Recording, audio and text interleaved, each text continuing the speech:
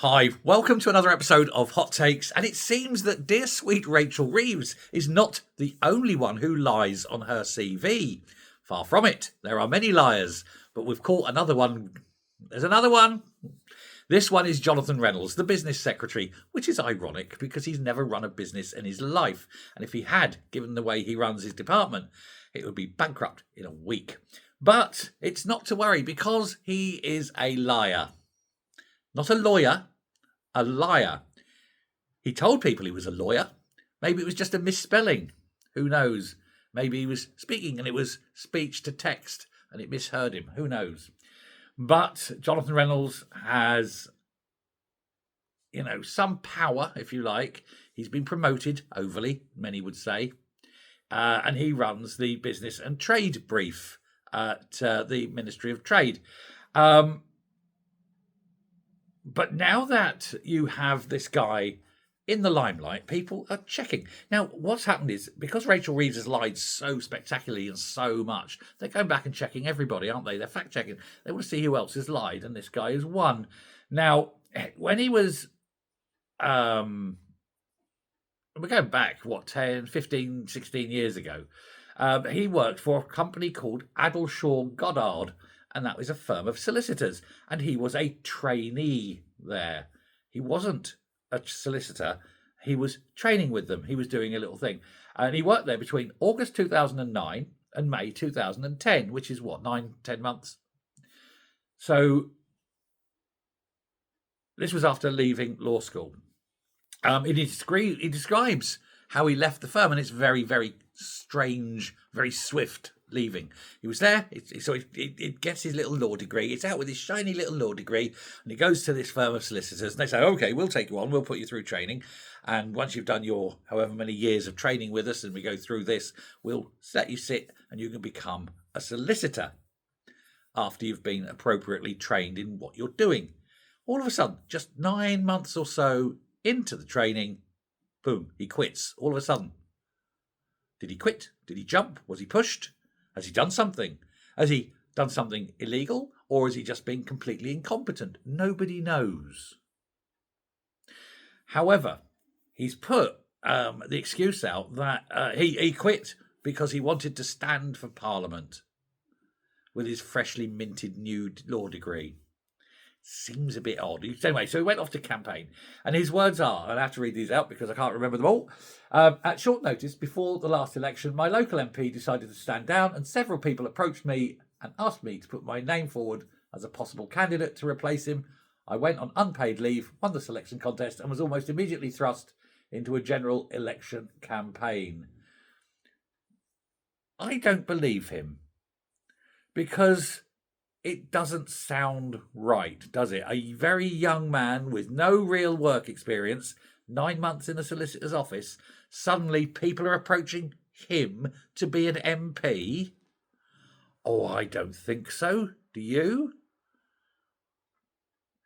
Anyway, he put on his CV that he raised training to be a solicitor. So he raised training to be a from his job title and paraded himself as a solicitor. He did not solicit. He did nothing. He did not do it. He is not allowed to call himself a solicitor because he was not on the solicitor's register. And that's a legal thing. That is a document, and you have to be a solicitor to be on it. He said, before the last election, I worked as a solicitor in Manchester city centre. That was written on his CV. It no longer is, though. As of today, that line has been eradicated. Now, he was never registered, as I say, on the Solicitors Regulation Authority's register, which all practising and past solicitors must be registered. You can't say you're a solicitor without this. It is legally protected. So to call yourself a solicitor and not be on that register is actually a crime in law. It would contravene... I don't know what they call it. Solicitors Act, something. There is it? My wife works for solicitors. She's paralegal. She works for them. And I think it's the Solicitors Act. Anyway, there's certain things you can and can't do within that act. Anyway.